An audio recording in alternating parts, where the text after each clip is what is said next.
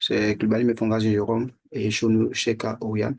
Nous sommes devant vous pour vous présenter la démo de notre projet de déploiement d'un cluster SQL Server Tolérance au panne. Et ici, l'objectif de ce projet était l'objectif de projet était de mettre en place un cluster de basculement au SQL Server, de garantir une disponibilité continue des bases de données et d'intégrer la solution au domaine existant sous Windows Server 2022. Et notre architecture se présente comme suite. Donc, on avait un serveur de contrôleur de domaine. On a deux nœuds où notre SQL Server vont être installés sur ces deux nœuds. Et nous avons un target, un serveur de stockage qui, à travers le réseau, ces deux nœuds-là vont se partager qu'on appelle les disques de stockage. Alors, lorsque un, un nœud tombe en panne, l'autre nœud prend le relais. Et après cela, nous avons fait la configuration du réseau. Voilà, nous avons trouvé des différentes adresses IP à ces différents réseaux. Et sur chaque nœud, nous avons installé le cluster qu'on appelle le gestionnaire du cluster, qu'on appelle le cluster de basculement, tout ça. Nous avons fait la configuration du cluster, installer SQL Server, tout. Ici, nous avons ciblé les différents disques durs sur la cible, notre cible target ici. Nous avons ciblé les différentes installations, les disques durs sur le site. Donc, c'est comme ça que nous allons travailler. Et pour la démo ici, nous avons décidé de créer une base de données qui est là, testDB et user test. Et nous avons inséré des différentes données. Et pour cela, après avoir fait cela, nous avons vérifié à travers cette commande select étoile from client, est-ce que les données étaient vraiment insérées dans la base de données. Et après cela, qu'est-ce que nous avons effectué? Nous avons simulé une panne sur le nœud 1 et désactiver le nœud 2 ou arrêter son service SQL. Et lorsqu'on fait cela, on va sur la commande stop service MSS, le nom de notre instance -force avec l'invite le PowerShell. Et après cela, on va sur qu'on appelle le nœud 2 pour se connecter, pour voir est-ce qu'on peut avoir accès aux données, aux pages données. Et après cela, on fait un fallback pour pouvoir voir est-ce que le nœud 1 peut retrouver ces données. Et tant plus tarder, nous allons détailler cela dans la partie ici. Là, ici, nous avons nos différents serveurs target. Ici, nous avons nos différents serveurs. Ici, on a le serveur target, la machine target. Ici, nous avons notre target, serveur target ici. Et là que nous avons configuré les différents serveurs, les différents disques.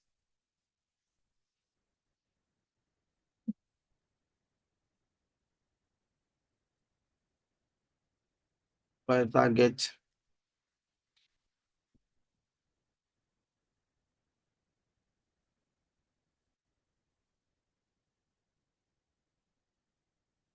le target ici. Et là, c'est notre contrôleur de domaine qui est là. Ici, contrôleur de domaine, donc on a train slash euh, administrateur, administrateur, plus le mot de passe.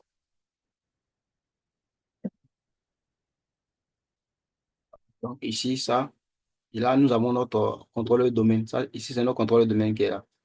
Et là qu'on a installé, on a fait les différentes configurations. Encore, je vais montrer le serveur. Et là, ici, nous avons euh, notre nœud 1, le nœud 1, le nœud 1, là. Nous avons le nœud 1 qui est là. Donc, comme je disais ici tantôt, voici là, nous devons créer notre base de données ici. Avec cette commande-là, create database avec le script qui est là. C'est avec ce script-là qu'on a créé la base de données. Create database, row use. use un test un DB et nous avons inséré les données à l'intérieur de la table. Et pour vérifier, qu'on appelle nos données sont insérées, voici la table qui a été créée ici. Pour vérifier est-ce que nos données étaient insérées dans la base de données, on va exécuter ce, ce, cette commande-là. On va faire select étoile, select étoile from client, from client,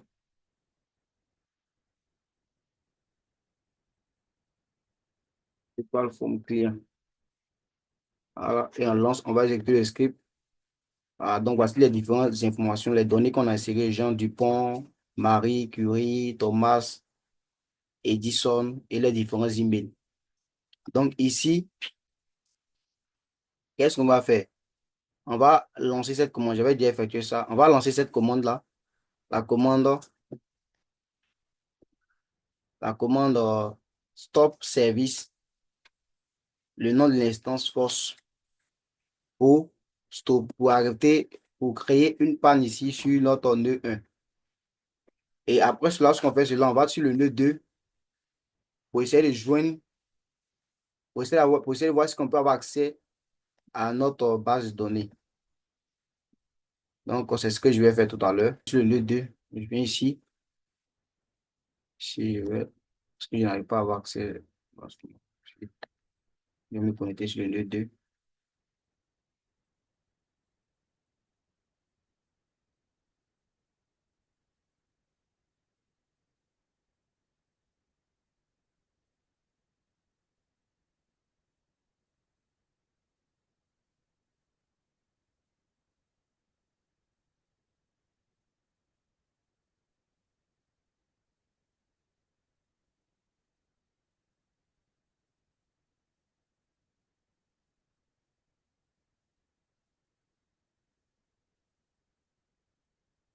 Ce qu'on va faire, on va arrêter le nœud 2.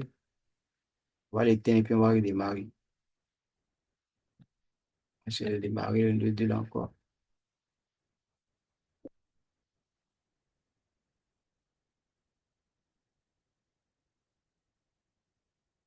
On va essayer de se connecter au nœud 2 pour voir.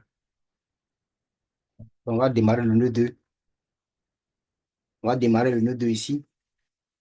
On va démarrer le nœud 2 pour utiliser le gestionnaire du SQL pour voir est-ce que le nœud 2 a pris le relais. Vu que le nœud, on a le nœud 1 actuellement en panne.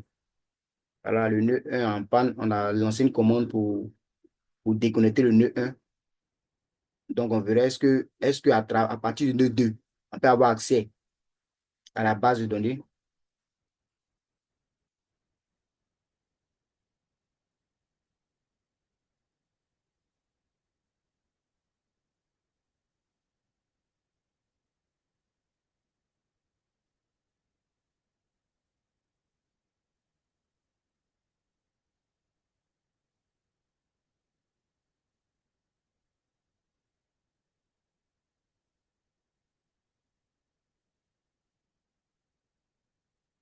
Donc, on va se loguer sur le nœud 2. On va mettre d'abord le nom de domaine, le contrôle de domaine, administrateur, un peu de temps. Donc, lorsque le nœud 2, on sera connecté au nœud 2, on va essayer de se connecter à notre base de données, vu que le nœud 1 est en panne actuellement. Ici, le nœud 1, on a déconnecté le nœud 1. Parce que le nœud 1, on a déconnecté le nœud 1 actuellement. On a lancé cette commande-là pour déconnecter le nœud 1. Et avant, on avait accès à la base de données avec le nœud 1. Mais actuellement, on ne peut pas avoir accès.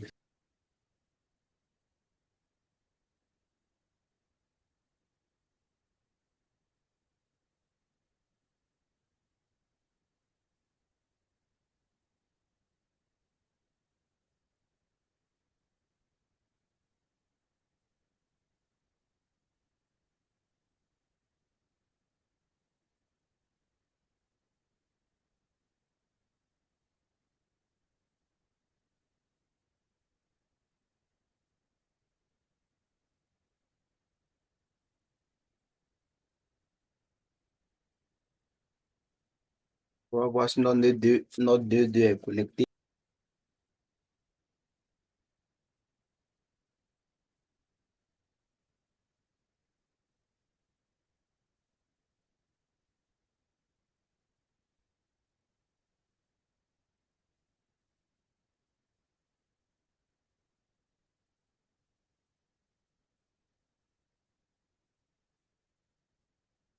Donc, on va essayer maintenant de lancer SQL Server Management Studio pour voir.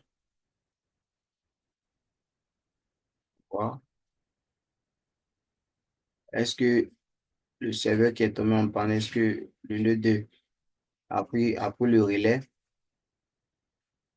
Ou est-ce que le nœud 2 a pris le relais vu que le serveur est en panne actuellement?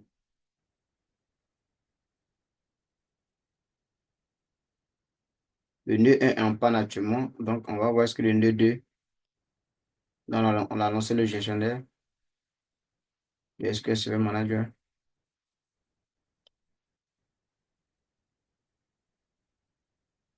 OK, on va se loguer. Très bien.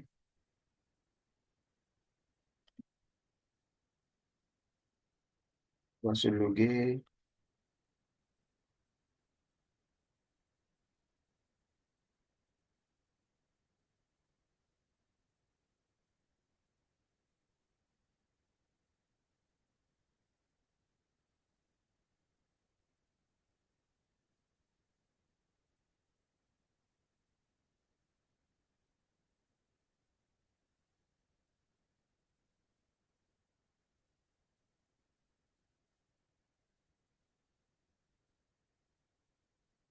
Donc, on s'est logué. C'est logué. OK. On va voir est-ce que ah, OK, notre base de données est disponible ici. On va lancer la requête pour voir.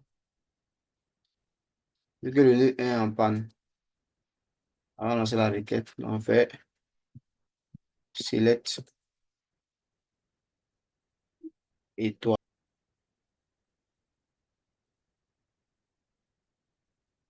On va se connecter à la base de données. On va dire ça. Vu que on va copier cette commande pour la exécuter. Le nœud 2.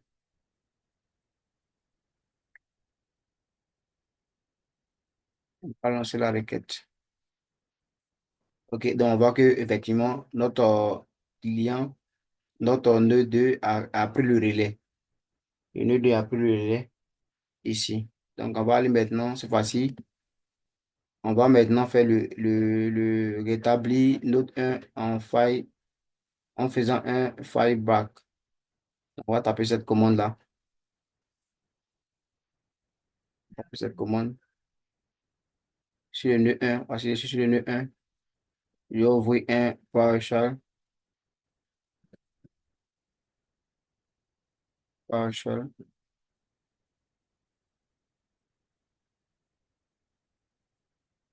Et j'exécute la commande.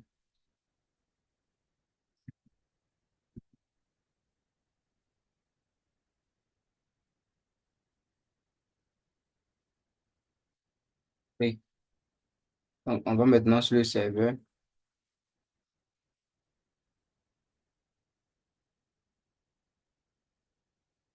J'ouvre une nouvelle fenêtre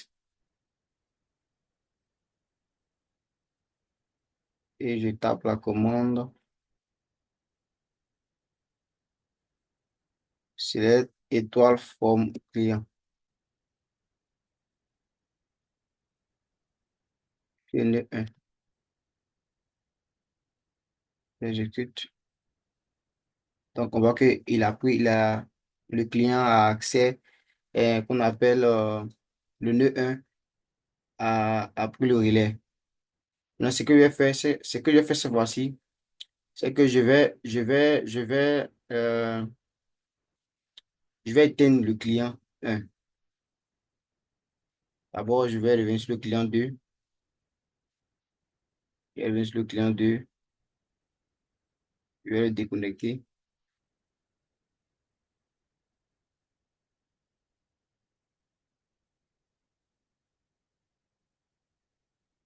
Yes. Je vais le déconnecter.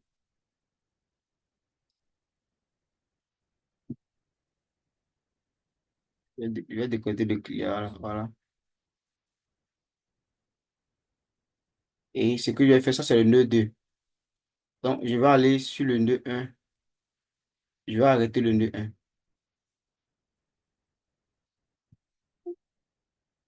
Je vais éteindre le nœud 1. Donc, on a éteint le nœud 1. On revient sur le nœud 2 pour voir est-ce qu'on peut avoir, est-ce que le nœud 2 a pris le relais. Donc, pour cela, je viens encore là, je fais ça.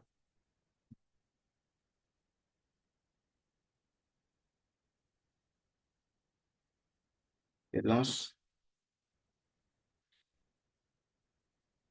SQL Manager. SQL Server Manager. Je lance SQL Manager pour lancer les requêtes pour voir est-ce que j'ai accès à la base de données.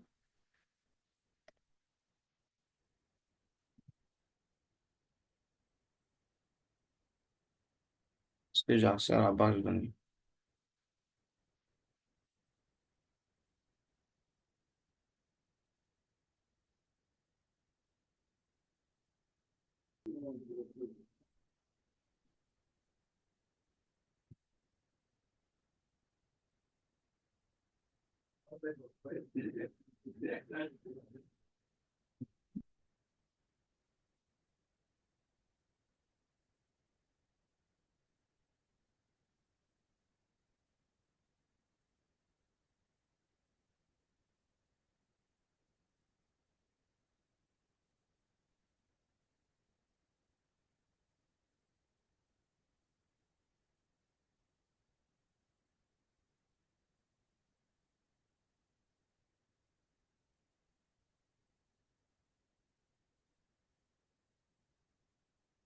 Euh,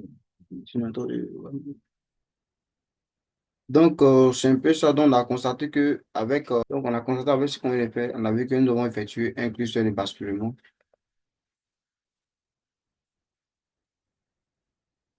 Donc, en conclusion, on peut dire que ici, notre projet a été un succès dans la mesure où on a eu à démontrer ici comment, lorsque deux serveurs sont des nœuds d'un cluster, ils sont des bases de données. Ces bases de données-là sont des bases de données de production d'une entreprise. Et il est fort probable qu'un incident peut arriver et qu'un serveur de base de données peut tomber en panne. Mais il faudrait que l'entreprise puisse mettre en place ce genre de système-là, qui est tel que le cluster, pour pouvoir relier les serveurs euh, de grande envergure. C'est-à-dire que ces serveurs-là qui vont permettre à l'entreprise, même si le serveur tombe en panne, qui sont en train d'effectuer une maintenance, cela ne va pas agir sur la productivité de l'entreprise. Et c'est en ce sens-là qu'il est important que je peux dire que mieux de déployer ces solutions dans les entreprises afin de réduire la perte de, en termes de chiffre d'affaires. En termes de chiffre d'affaires. Donc, vraiment, ce projet nous a permis de pouvoir apprendre, de pouvoir chercher, de pouvoir se cultiver. Et vraiment, ça a été vraiment un challenge pour nous, un challenge, un challenge. Et je tiens aussi à remercier Docteur Diallo pour, pour sa rigueur à nous donner la main, à nous pousser à le chercher. Et vraiment, j'ai cherché, et vraiment, nous avons cherché, et vraiment, nous sommes satisfaits de ce travail-là. Et vraiment, merci, docteur, et ciao, ciao.